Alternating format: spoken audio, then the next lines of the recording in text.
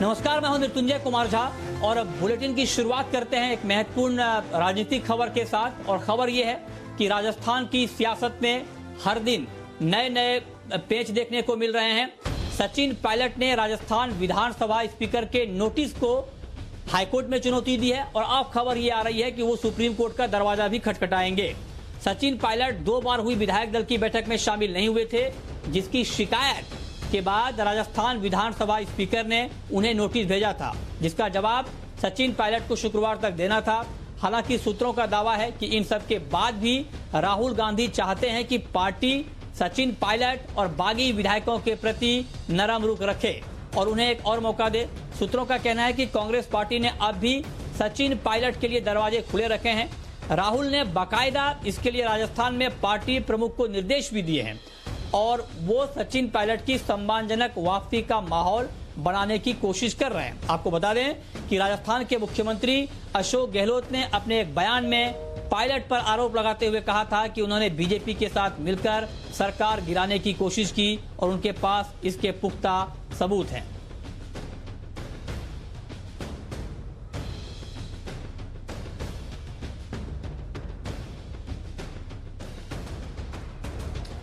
और अब बात करते हैं कोरोना की। देश में कोरोना रोज नए रिकॉर्ड बना रहा है। बीते 24 घंटे में रिकॉर्ड 32,690 से ज्यादा मामले सामने आए हैं कोरोना के देश भर में और इस दौरान 600 से ज्यादा लोगों की मौत हुई है।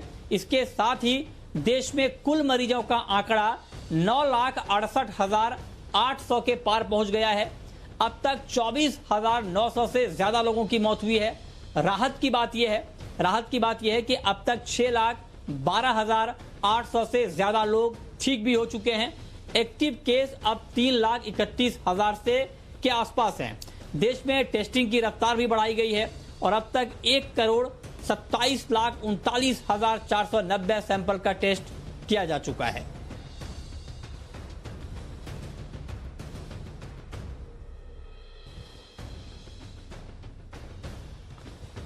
और कोरोना से मौत के मामले में सबसे ज्यादा बुरा हाल महाराष्ट्र और दिल्ली का है। देश में हुए संक्रमण से कुल मौतों में इन राज्यों से करीब 58% मौतें शामिल हैं। महाराष्ट्र में अब तक 10,900 से ज्यादा लोगों की मौत हो गई है। वहीं दिल्ली में 3,400 से ज्यादा लोगों ने जान गंवाई है। बीते 24 घंटे की बात करें तो दिल्ली में 1,647 केस सामने आए हैं। राजधानी में लगातार 5वां दिन है जब संक्रमण के मामले 2,000 के भी नीचे हैं। यहां संक्रमितों की संख्या 1,17,000 हो गई है, जो अनुमानित 2,25,000 केस के मुकाबले काफी कम है, जो अनुमान पहले लगाया गया था।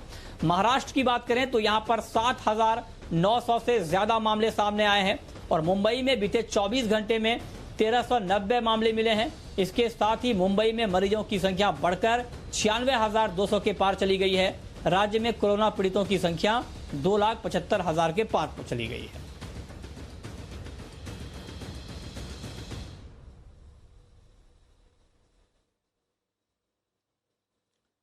और अब बात करते हैं बिहार की। बिहार में कोरोना के बढ़ते मामलों को देखते हुए नीतीश कुमार सरकार ने आज से यानी 16 जुलाई से 31 जुलाई तक के लिए पूरे राज्य में कंप्लीट संपूर्ण लॉकडाउन का ऐलान कर दिया है। आज से लॉकडाउन वहां पर शुरू है और लॉकडाउन में सरकार ने कई सेवाओं पर रोक लगाई है। इसके लिए सरकार की ओर से गाइडलाइन भी जारी कर दी गई है। इस दौरान कौन सी दुकानें खुलेंगी, यातायात आदि सभी को लेकर तैयारियां की गई हैं। कंटेनमेंट जोन में विशेष सख्ती रहेगी। इन इलाकों में सिर्फ और सिर्फ इमरजेंसी सेवा से जुड़े वाहन ही चल पाएंगे।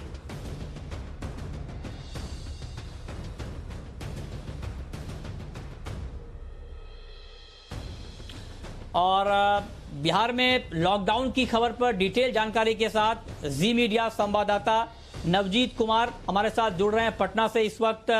नवजीत, आज से कंप्लीट लॉकडाउन शुरू हो चुका है बिहार में।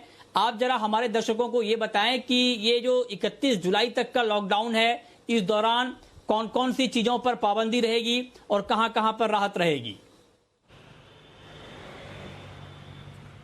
देखिए, बिहार में काफ़ी तेज़ी से जो कोरोना संक्रमण है वो बढ़ रहा था। इसको लेकर के नीतीश कुमार ने आज से लॉकडाउन शुरू किया है। लेकिन जिस जगह पे खड़े हैं राजधानी पटना में, पटना जो पूरा ज़िला है वहाँ पहले ही लॉकडाउन शुरू हो चुका है। 10 तारीख से लॉकडाउन है। तकरीबन आधे दर्जन ज़िले में, यहाँ पे 38 में से 12-13 ज़िले में पहले से लॉकडाउन है। लेकिन आज से संपूर्ण बिहार में लॉकडाउन है। लॉकडाउन में सबसे बड़ी खासियत ये है कि जो ग्रामीण इलाका है, गांव है, उसे छोड़ दिया गया है। राजधानी पटना से लेकर के जो प्रखंड स्तर तक के जो बाज़ार हैं वहां तक लॉकडाउन को प्रभावी रूप से, प्रभावशाली तरीके से लागू किया गया है।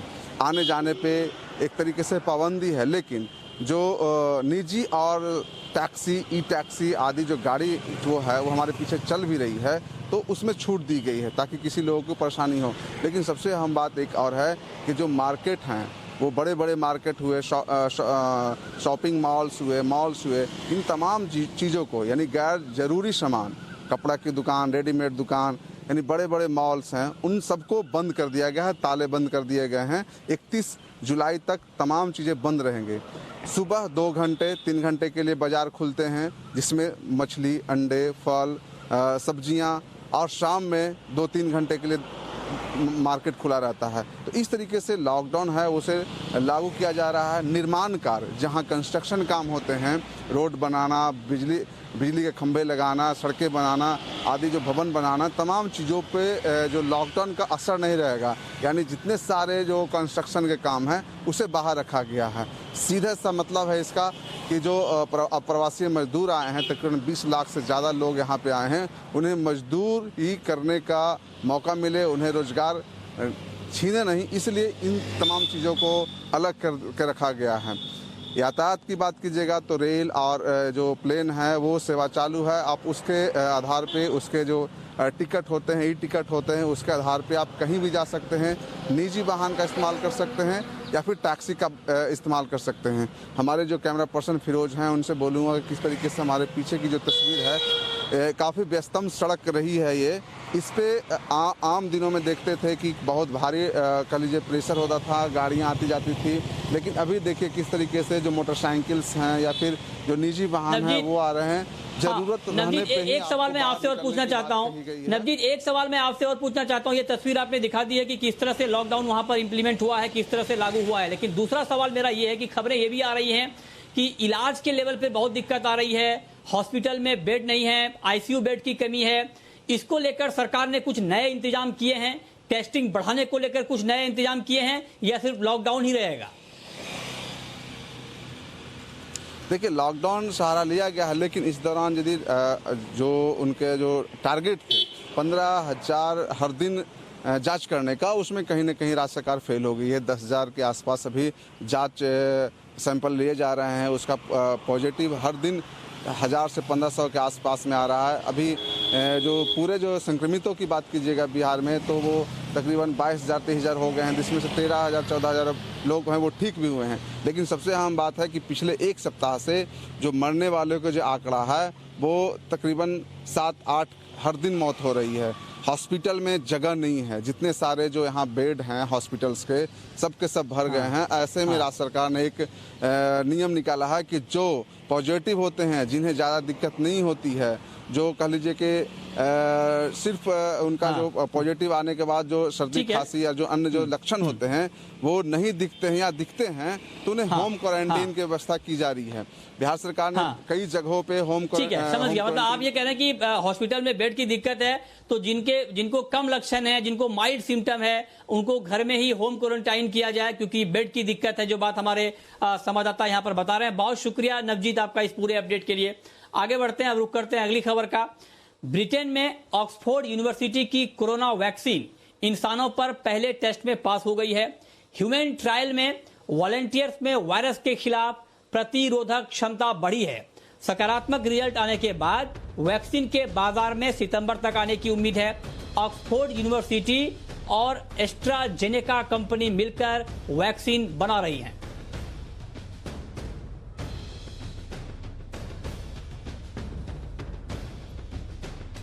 और इस खबर पर और डिटेल में बातचीत करने के लिए हमारे साथ डॉक्टर अमिता जैन हैं, professor king George medical university के।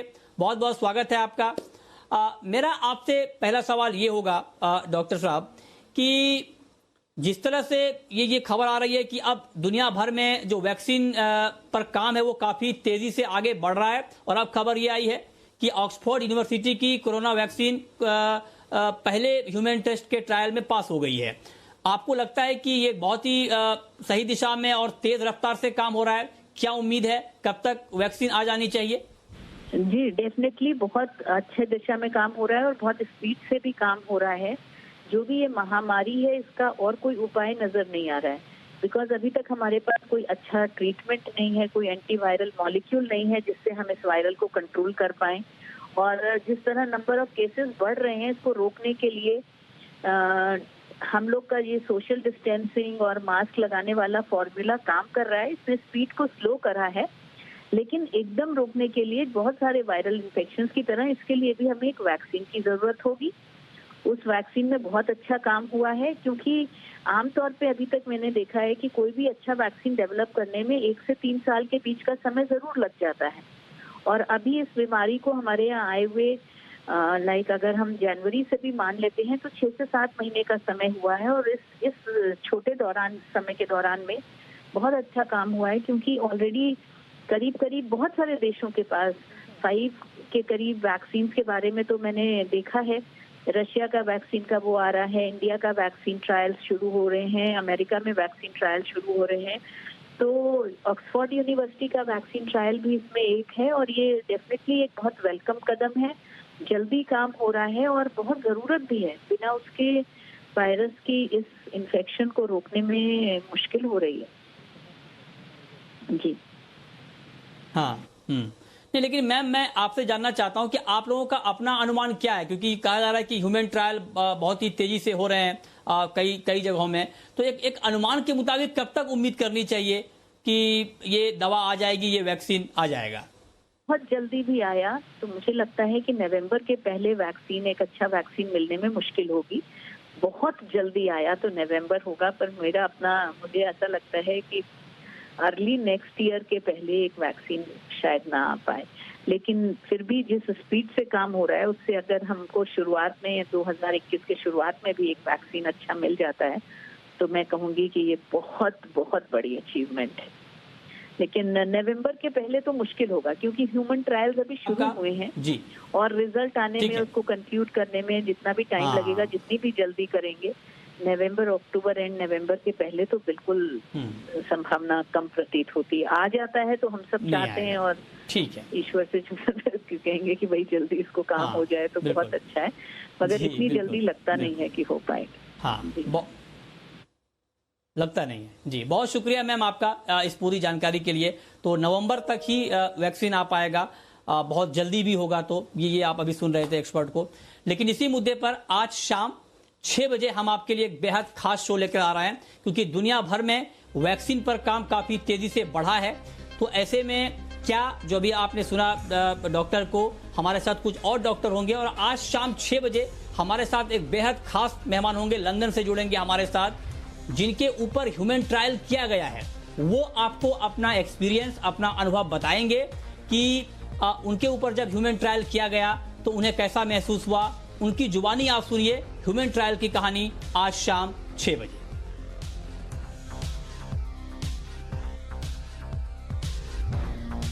चलिए आगे बढ़ते हैं। महाराष्ट्र में मुंबई और ठाणे सहित कोंकण में भारी बारिश का अलर्ट जारी कर दिया गया है। मौसम विभाग का कहना है कि बारिश मुंबई, ठाणे, पुणे समेत कई इलाकों के लिए आफत बन सकती है, और बारिश हो भी रही है इन इलाकों में पिछले कई घंटों से। इसके साथ ही मौसम विभाग ने लोगों को घरों में ही रहने के लिए कहा है। मुंबई में आज सुबह से ही तेज बारिश हो रही है, जिससे कई इलाकों में जल भराव हो गया है। मुंबई पर हाई टाइड का खतरा भी मंडरा रहा है। विभाग के मुताबिक हाई टाइड के आने पर समंदर की लहरें 3 मीटर तक ऊंची उठ सकती हैं। तो ये बारिश को लेकर ताजा अपडेट है, और इस पर और डिटेल के साथ हमारे संवाददाता अमित राम से जुड़ चुके हैं हमारे साथ। अमित, इस वक्त जहां से आप हमारे साथ जुड़ रहे हैं, क्या ताजा हालात हैं? क्या जो भारी बारिश हो रही है, किस लेवल तक लोगों को दिक्कत आ रही है? क्या ताजा अपडेट है आपके पास? जी बिल्कुल, मुंबई में काफ़ी आज सुबह से ही काफ़ी भारी बारिश देखने को मिली है। कल रात में भी काफ़ी भारी बारिश थी। कई इलाकों में मुंबई में वाटर लॉगिंग देखने को मिला है। कई इलाकों में कई जगहों पर हल्का सा पानी भरा हुआ देखने को मिला है। लेकिन बारिश जो है वो कंटिन्यूसली सुबह से गिरी रही है। बारिश अभी तक थमने का नाम नहीं ले रही है। कंटिन्यूस बारिश देखने को मिली है। बीएमसी ने भी एक अलर्ट ये किया था, जारी किया था। बीएमसी ने भी ये कहा था कि 2 दिन तक लगातार हेवी रेन्स देखने को मिल सकती है। जैसे आपने कहा, कोंकण और काफ़ी इलाके थाने, वहाँ पर भी रेड अलर्ट जारी किया गया है आज। और मछुआर और समुद्र के किनारे भी मैं आपको बताऊं कि जिस तरह से आज ऊंची लहरें देखने को मिली है, हाई टाइड मिलने देखने को मिला है।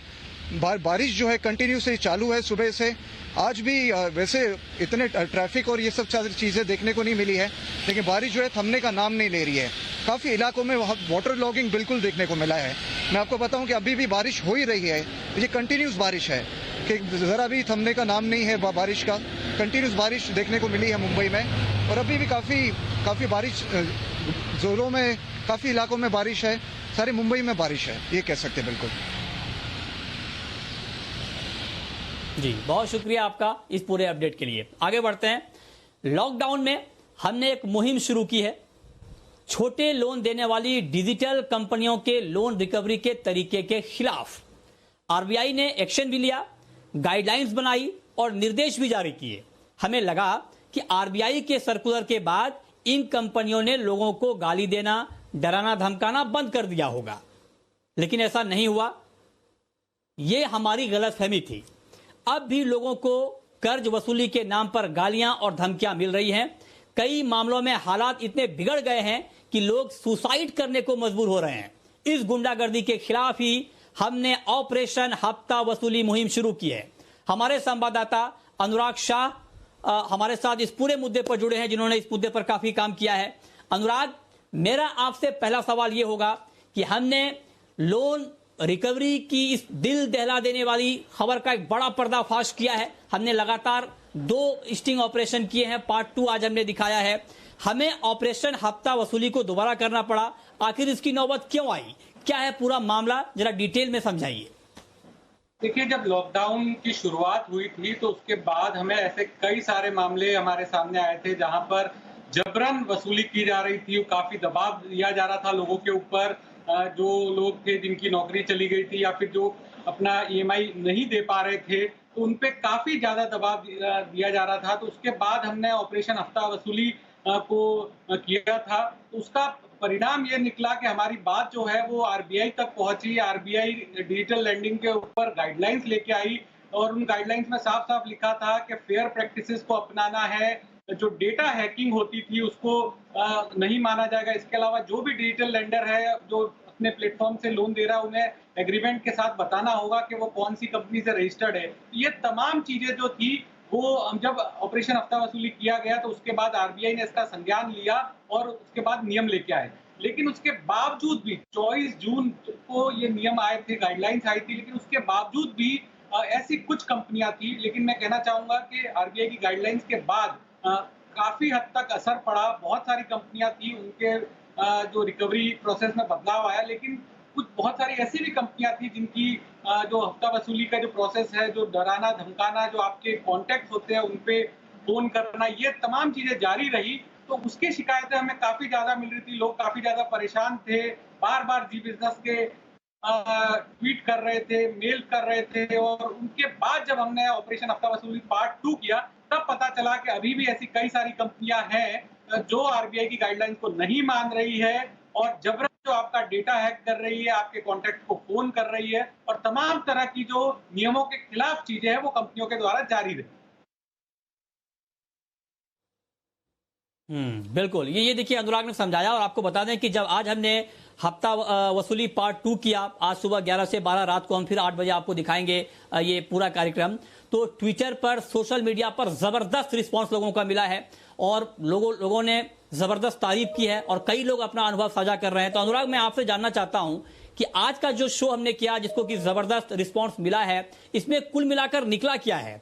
क्या आरबीआई के आदेश में कोई कमी रह गई है, या नियम ही कमजोर हैं, या उन्हें ठीक तरीके से लागू नहीं किया गया है? क्या निकल कर आ रहा है? मोटा मोटा ये निकल के आ रहा है कि जो आरबीआई ने गाइडलाइंस निकाली उसके बाद ज्यादातर कंपनियों ने या फिर कह सके कि कुछ जो बड़ी कंपनियां हैं, जो बड़े नाम हैं, उन कंपनियों के द्वारा उसे फॉलो किया गया, लेकिन जो छोटी कंपनियां हैं, जो इतने बड़े नहीं है, तो उनके द्वारा इसे फॉलो नहीं किया गया। इसके साथ साथ ये भी पता चला कि अभी भी बहुत से लोग हैं, क्योंकि जो हमारा हैशटैग था ऑपरेशन हफ्ता वसूली, वो ट्विटर पे ट्रेंड कर रहा था, उस पे हजारों लोगों ने रिएक्शन दिए और बताया कि किस तरह से वो दिक्कत झेल रहे थे पहले, और अब कहीं ना कहीं हमारा जो ऑपरेशन हफ्ता वसूली के गाइडलाइन बताने के बाद उनको भी पता चला है कि उनके पास क्या अधिकार है।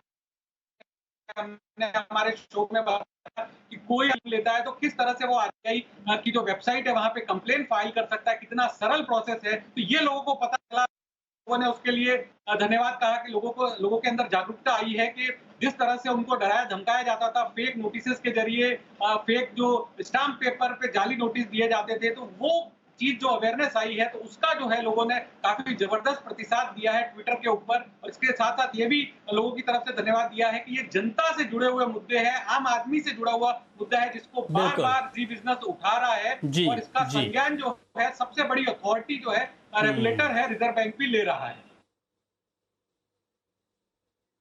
ठीक है, बहुत शुक्रिया अनुराग आपका ये बड़ा खुलासा करने के लिए, और लोगों की जो मुसीबत है, जो दिक्कतें हैं इसको लेकर के, लोन रिकवरी को लेकर, वो सामने लाने के लिए। अब आपको एक छोटी सी झलक दिखाते हैं कि कैसे ये लोग दोस्तों और रिश्तेदारों को कॉल करने की धमकी देते हैं, और सिर्फ इतना ही नहीं, लोन की रिकवरी के लिए गालियां भी देने से पीछे नहीं हटते। देखिए।